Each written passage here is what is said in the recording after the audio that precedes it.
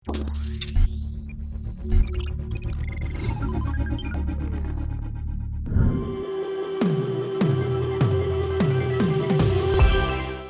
Automatic cars की बात आती है तो सालों से फोक्सवैगन ने खुद के लिए एक नाम बनाया है अपनी DSG तकनीक की वजह से।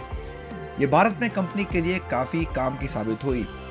हालांकि प्रशंसकों के ना चाहते हुए भी इस साल VW ने पोलो और वेंटो जैसी कारों में ज्यादा महंगे DSG ऑटोमेटिक यूनिट को किफायती टॉर्क कन्वर्टर से बदलने का फैसला किया। ये है नई 2020 Volkswagen वेंटो ऑटोमेटिक।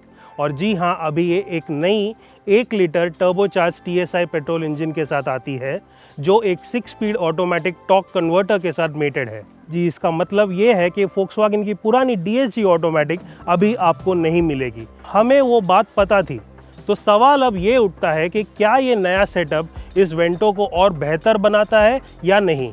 चलिए जानते हैं।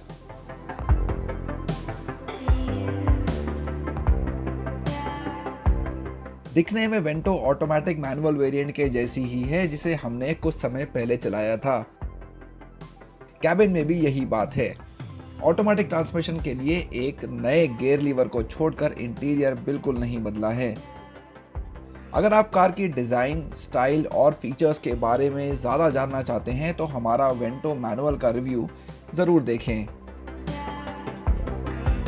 सोचे तो ये काफ़ी मज़ेदार बात है कि पिछले कुछ महीनों में ही हमने इस 1 लीटर TSI इंजन को काफ़ी सारी गाड़ियों में टेस्ट किया है।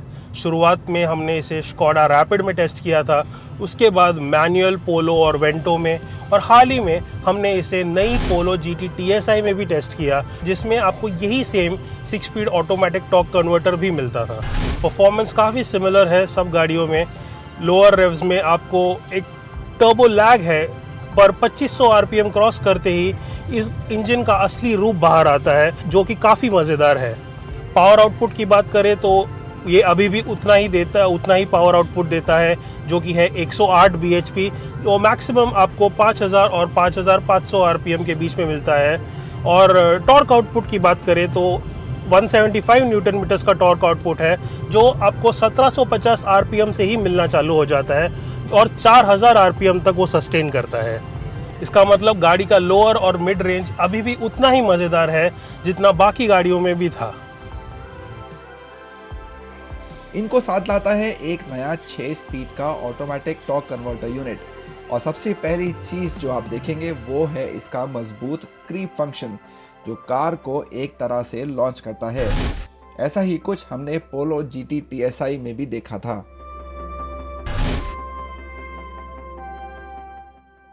अगर इस ट्रांसमिशन के परफॉर्मेंस की बात करें तो ये क्विक और रिस्पॉन्सिव तो ज़रूर है, बट DSG के बराबरी में ये उतना प्रिसाइज और रिफाइंड नहीं लगता। शिफ्ट इसके काफ़ी क्विक है, और स्पोर्ट्स मोड में तो ये और भी एग्रेसिव हो जाते हैं, जिसकी वजह से गाड़ी और क्विक लगने लगती है और तेज़ भागने लगती है। पर साथ ही साथ शिफ्ट होते समय आपको कैबिन में वो जर्क्स भी महसूस होते हैं, क्योंकि इसमें वो सेम ड्यूल क्लच सेटअप नहीं है जो पहले के गियरबॉक्स में अवेलेबल था। बट हाँ, ओवरऑल ये एक डाउनग्रेड नहीं लगता। ये अभी भी काफ़ी एंगेजिंग है, आपको इसे चलाने में बहुत मज़ा आएगा। और पोलो GT TSI से कंपेयर करें तो जिसमें आपको सेम इंजन और ट्रांसमिशन का सेटअप मिलता है, तो ये उतना एंगेजिंग तो नहीं है। बट उसका एक कारण ये है कि ये वेंटो काफ़ी बड़ी है और भारी भी है। अगर हम दोनों को कंपेयर करें तो एज एन ओवरऑल सेडान ये काफ़ी एंगेजिंग है, और आपको इसे as a day to day sedan आपको इसे चलाने में बहुत मज़ा आएगा। अगर आप अपने हाथों में बेहतर नियंत्रण चाहते हैं तो कार में एक मैनुअल मोड भी दिया गया है। बस गियर लीवर को बाईं ओर ढकेलें और आप ट्रिप्ट्रॉनिक फंक्शन का इस्तेमाल अप शिफ्ट और डाउन शिफ्ट करने के लिए कर सकते हैं, जो निश्चित रूप से ड्राइव को ज़्यादा मज़ेदार बनाता है। वेंटो शानदार सवारी और हैंडलिंग की पेशकश जारी रखती है, और ऑटोमेटिक ट्रांसमिशन ने इसका इस्तेमाल ज़्यादा आरामदेह बना दिया है।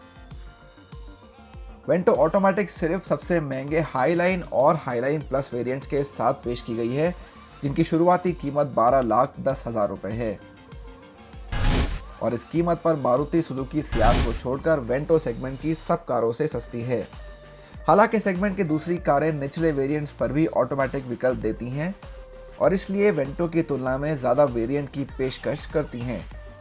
इसके अलावा वेंटो स्टाइलिंग और engine start stop button, wireless phone charger या सनरूफ जैसे फीचर्स ना होने की वजह से भी पिछड़ जाती है।